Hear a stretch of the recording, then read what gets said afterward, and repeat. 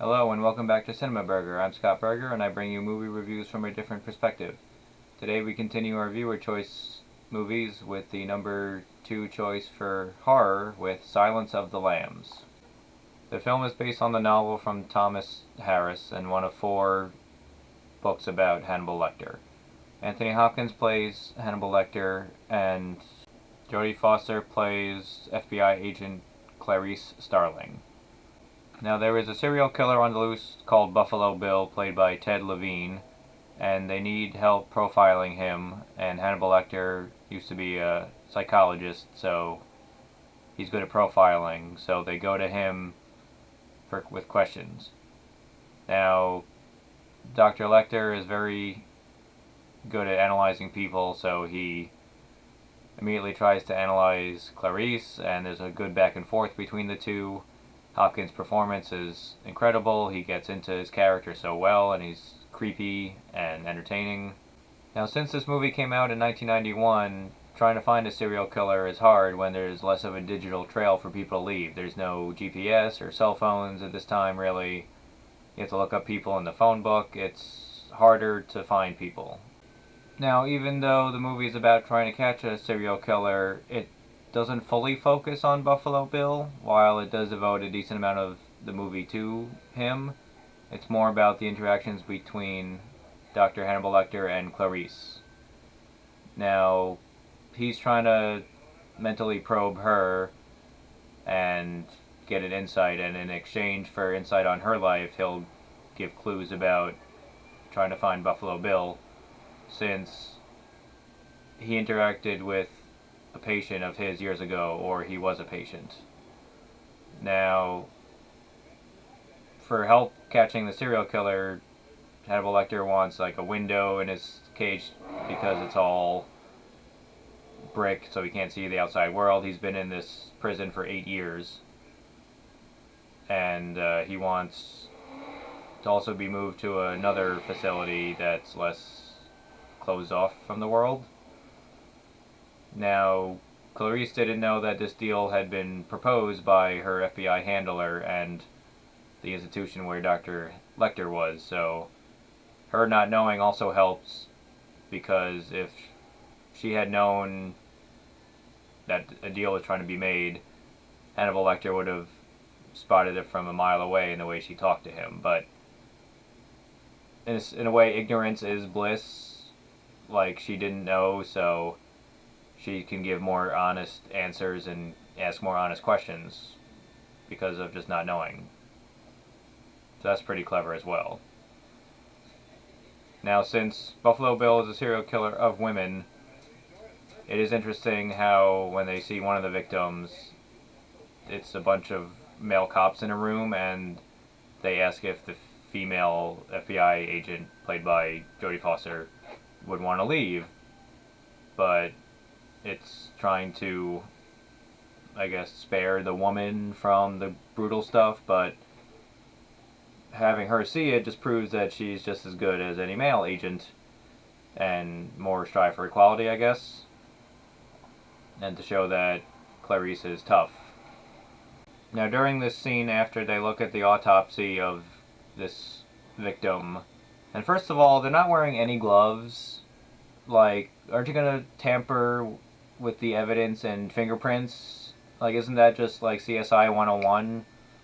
I mean, like, how many shows are there about cops and things like that? But why would, even if you weren't worried about getting a disease or anything, why would you just pick up an item with no gloves on? That's just really stuck out in my mind in this movie, because everything is pretty competent. Now, Ted Levine's character of Buffalo Bill is, I guess the proper term now is transsexual or transvestite, not crossdresser. But he wears women's clothes and he wears makeup. But he still also maintains a masculine presence when he's trying to lure women into his trap and stuff.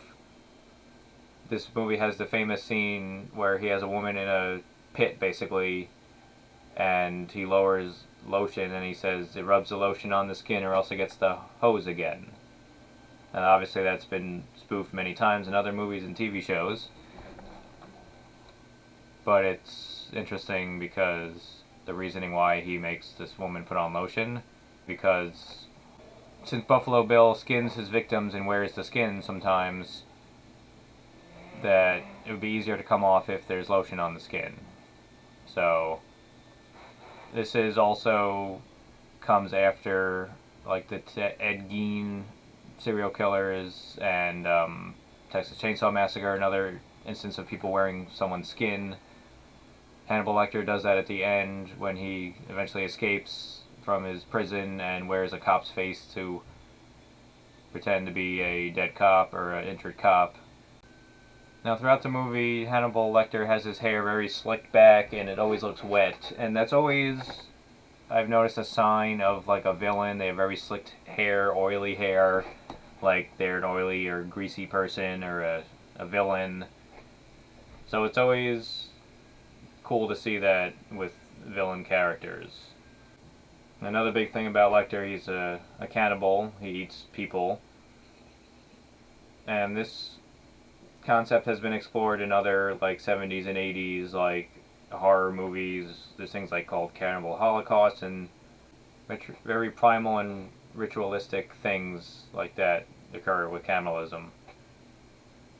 But seeing like a doctor or something just all of a sudden like, oh, he's crazy, he's a serial killer, but he also eats people is interesting to see. This is one of the first instances of a very sophisticated person doing that, maybe. They catch Buffalo Bill and Hannibal Lecter escapes. It's kind of like Buffalo Bill is almost like the red herring villain leading up to Hannibal Lecter being the real villain of the movie, even though he is in a cage most of the time. But it's like the reveal at the end where it's, okay, we're leading up to this guy being the bad guy, but it's really this guy. Now Anthony Hopkins would go on to star as Dr. Hannibal Lecter in Red Dragon, which is a prequel to Silence of the Lambs, and then Hannibal, the sequel, as well. Now he is, out of the 4 people who have played Hannibal Lecter, he's probably the best, but not the first. The first movie was actually Manhunter, which is an adaptation of Red Dragon, and it was Brian Cox who played Hannibal Lecter. But Silence of the Lambs was the most famous movie and made this character more known by pop culture. I would probably give this movie 4 out of 5 burgers. In terms of camera work, it's very good. There's insight on serial killers, and it has the misdirection with setting up Buffalo Bill as the main villain, but leading into Hannibal Lecter. Anthony Hopkins does an amazing performance. You know the actor is playing a good villain when you love the character, even though he's horrible, but you can't take your eyes off him when he's acting. And once again, the fact that we're in this movie, we're in a non-digital age, it's that much harder to find people and put clues together. Of course, modern forensics exist in this movie, but without being able to find someone on GPS or track cell phone records and things like that, it's a lot harder. So it just shows how much detective work has to be done to find these people in the amount of time that they are and put clues together and figure out the motives of serial killers. So hopefully this was a couple of things of new insight on Silence of the Lambs. I feel like there's not as much to say about this movie that hasn't been said. Hopefully I gave you some other things to think about with this movie and this review. I'm Scott Berger, and I'll see you next time.